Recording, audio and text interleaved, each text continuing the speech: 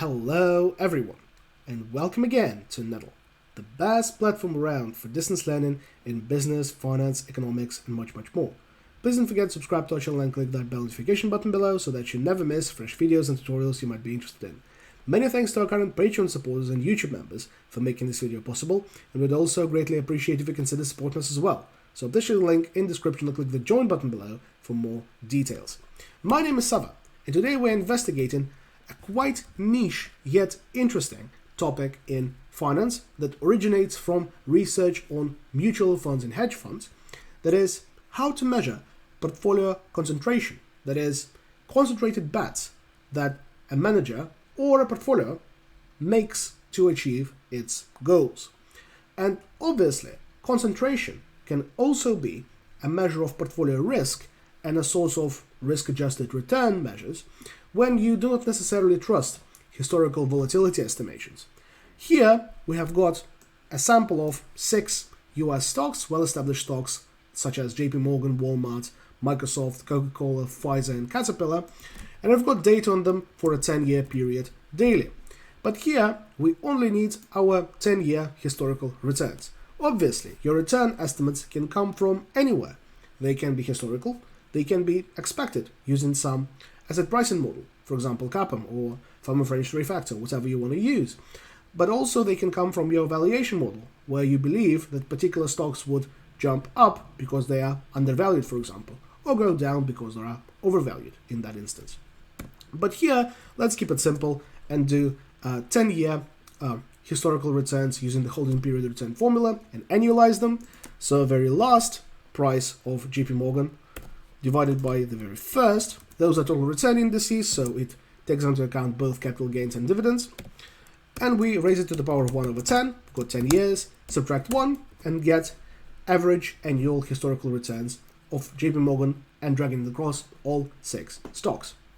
Now, let's start with an equally weighted portfolio as usual. Our initial exposures would be 1 over 6, and we drag it across the board, representing an equal allocation of our capital across the 6 stocks. The equally weighted portfolio in portfolio concentration research is the benchmark. It is the portfolio with the least possible concentration of your capital. And that's how it's different from the research on the active share, where your benchmark is the value-weighted portfolio or the portfolio that has the same weights as some benchmark, for example, S&P 500. Here we're interested in the deviations from the equally weighted portfolio instead.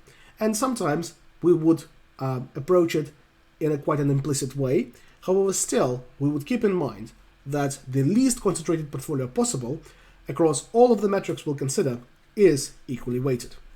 Now we can check whether the sum of weights does indeed come to 1, and it does. Then we can figure out that we indeed have 6 stocks, counting their returns, for example, and the average weight obviously would be just 1 over n, giving us 16.67%. Those are some entries that we'll need later on to calculate our concentration measures. Coming to those, they come from a very influential paper in the concentration literature by Bax, Buss, and Green in 2006, who proposed 4 different measures of concentration of holdings in a portfolio. And they studied how portfolio concentration impacts performance in a sample of mutual funds. And they found that funds that have more concentrated holdings on average perform better in terms of their risk-adjusted performance, in terms of their alphas, for example. And they associate that with a higher ability of managers that can take more concentrated bets and that can be more confident in their decisions, rather than the fact that they would be, for example, irrationally overconfident in their decisions. The first measure that we'll investigate today is actually inspired by economic research on industrial organization. That's the Herfindahl index, sometimes it's also called the Herfindahl-Hirschman index, which is the sum of squared weights across your portfolio. In industrial organization and economics research in general, it is used to assess the concentration of a particular industry, mostly for antitrust applications. If a particular industry is very concentrated, if its Herfindahl index or its Herfindahl-Hirschman index is high, then the antitrust authorities, they would not approve mergers in such an industry. For portfolio concentration purposes, we don't really care about a particular threshold value. We are only interested in the higher, the more concentrated. And here we can calculate our baseline Herfindahl index as a sum squared of our portfolio weights. And we see that as a minimum, when our portfolio is equally weighted, when it's least concentrated, our Herfindahl index is equal to 1 over n. As obviously, if our weights are 1 over n, mathematically that simplifies to a sum of n times of 1 over n squared, which is indeed 1 over n. And the most concentrated portfolio, as per the Herfindahl index, if we, for example, allocate everything into JP Morgan, would have a Herfindahl index of 1, as it would have a maximum exposure to one stock and no exposures to others. Obviously, if you allow short selling, for example, if you short Walmart and over-leverage yourself to JP Morgan, you can have concentration higher than 1, but if we are investigating long-only portfolios, then 1 is the limit for our concentration measure as per the Herfindahl index. Then, Bax, Bus, and Green, we're investigating mutual funds with different number of holdings. So for a portfolio with loads of holdings, the Herfindahl index would definitely be on average lower than for a portfolio with less holdings. And that's why they propose to normalize the Herfindahl index by adjusting it by the number of holdings a portfolio has. So it's not necessarily taking into account how diversified it is, but it's taking into account how concentrated it is among the stocks that it does indeed take in it. And the procedure is very simple. In the numerator, it has the conventional Herfindahl index minus 1 over n, and our n is 6 in this case.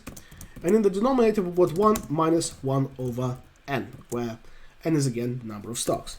And here we see that for the fully concentrated portfolio of 100% at JP Morgan, our normalized Herfindahl is indeed 1, but for an equally weighted portfolio, the normalized Herfindahl becomes 0. So that was the idea. The normalized Herfindahl is always between 0 and 1.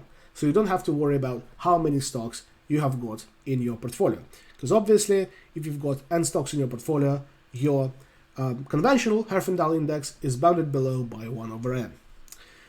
This third measure is also inspired by economics, actually, and it's inspired by economic inequality research. When you've got to measure income inequality or wealth inequality in a country, for example, you very often use the Gini index, which is the measure of the inequality of the distribution of income or wealth across a group of people, for example. Here, we're interested in the inequality of the distribution of weights across a portfolio. And the formula for the Gini index, that's the general formula that you might encounter in economics literature, would be the sum of all pairwise absolute deviations of some variable, for example, income, wealth, or in this case, weights or portfolio holdings. And in the denominator, we divide it by 2n squared times the average variable. Here it would be average weight. So n here is again the number of stocks, or if we are doing an application in economics, for example, it would be a number of people in an economy that you are seeking to measure inequality in. However, here you can quite reasonably simplify this formula, as your average weight is always 1 over n. You would just have 2n in the denominator. But this parameterization is just the legacy of the original deviation, where average income could be anything. It could be $40,000 a year, isn't it? But here it's always 1 over n as we're dealing with weights. How to calculate the Gini coefficient efficiently? Well, there are two ways of doing it. Either using the index function and a matrix, or using matrix algebra straight away. Let me show you both ways. For the approach using the index function, we have to calculate all pairwise differences, or absolute differences rather, in portfolio weights. So here we can have a 6x6 matrix template and use the index function to calculate those absolute deviations. So first, we would have the absolute function, and then we'll refer to the index function with our portfolio weights locked both row and column wise, with those index variables 1 to 6 referencing the number of stocks we are referencing the ID, the index of a stock we are dealing with. So for example, here we can reference this particular cell, J26, to make sure that we are dealing with the first stock here. And then we can subtract another index function, so we can copy this across. But here, instead of J26, we can refer to the I27 cell blocking the column. So it would, just as in the index method of calculating the covariance matrix, it would calculate all possible absolute pairwise differences in weights of stocks in your portfolio. So we can close the parentheses and force this formula, drag it across and down, and for an equally weighted portfolio, all differences would be zeros, as it's perfect equality of weights in a portfolio. Indeed, the Gini index is again bounded between 0 and 1, and it has 0 as perfect equality and 1 as perfect inequality. Here, we would then be able to calculate the sum of these matrix elements and divide them by 2 times n, as it is a simpler parameterization when your average weight is always 1 over n, isn't it? And it gives us a Gini coefficient of 0. Ultimately, if we try and consider portfolios that are more concentrated, for example, a third of capital in JP Morgan, Walmart, and Microsoft, and nothing in these three, our Gini coefficient would be 0.5, representing like the halfway point between perfect equality and perfect inequality, theoretically.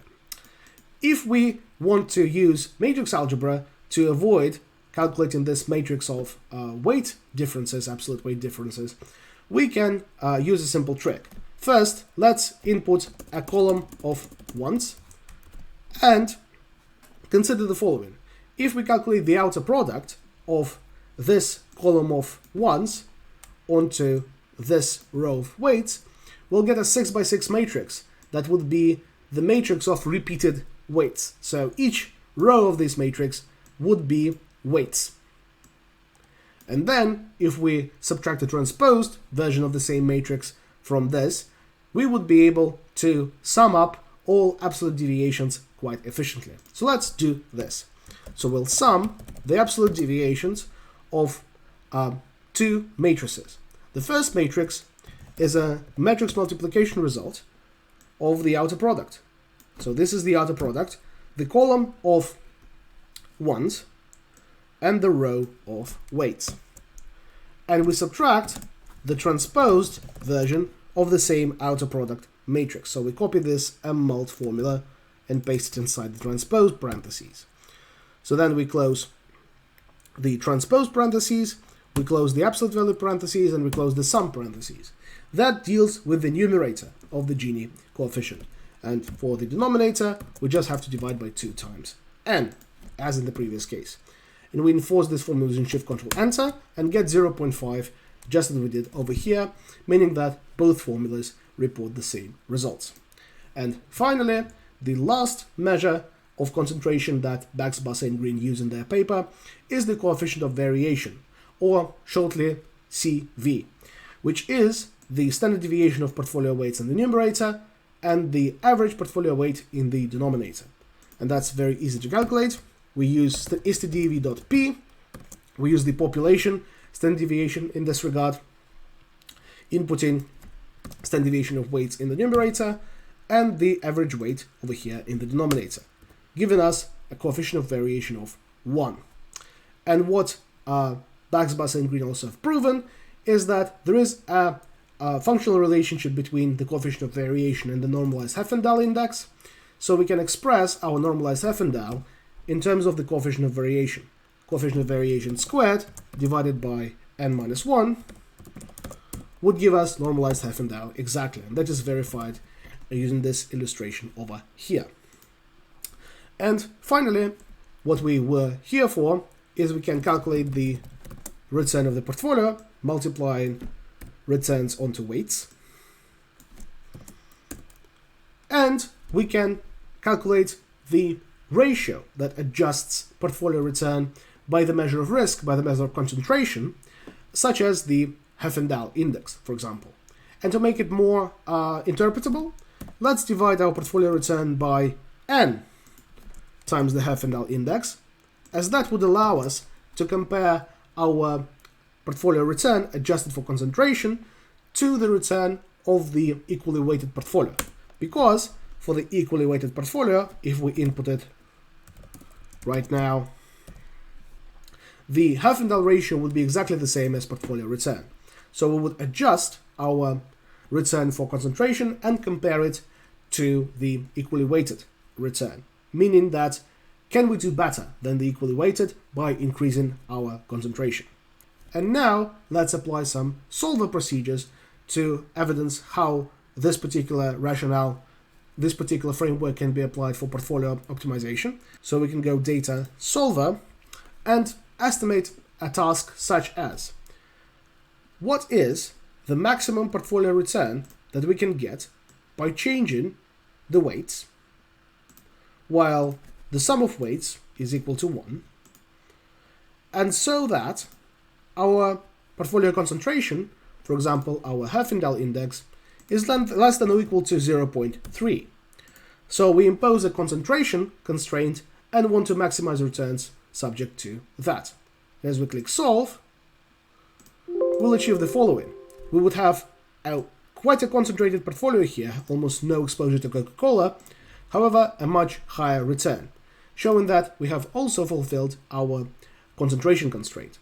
And we can do the following with all our concentration ratios. For example, we can also impose a Gini coefficient constraint. What is the best portfolio that has the Gini coefficient was not greater than 0.5? We can click OK and solve it now. And we can see that our portfolio that does the best in terms of the return subject to a Gini coefficient constraint is the one that allocates 2/3 of the capital to Microsoft and 6.67% to each of the remaining stocks. And that's very typical of Gini coefficient optimization. When you've got a Gini constraint, you would have several stocks at the same level and one or a couple of best performing stocks at very high weights. And finally, a synthetic criterion that we can implement here would be to maximize the Herfindahl ratio, so to maximize the concentration adjusted return of the portfolio. Let's do that. Let's maximize our Herfindahl ratio and remove our additional constraint, leaving only the weight constraint there. And we would see that a portfolio that maximizes the Herfindahl ratio is the one that slightly overexposes to JP Morgan and Microsoft and underexposes to everything else. And that's all there is for portfolio concentration and its use in measuring portfolio risk and optimizing portfolios using Solver. Please leave a like on this video if you found it helpful. In the comments below, I'm eager to see any further suggestions in videos for business, finance, or economics topics you would like me to record. And please don't forget to subscribe to our channel or consider supporting us on Patreon. Thank you very much, and stay tuned.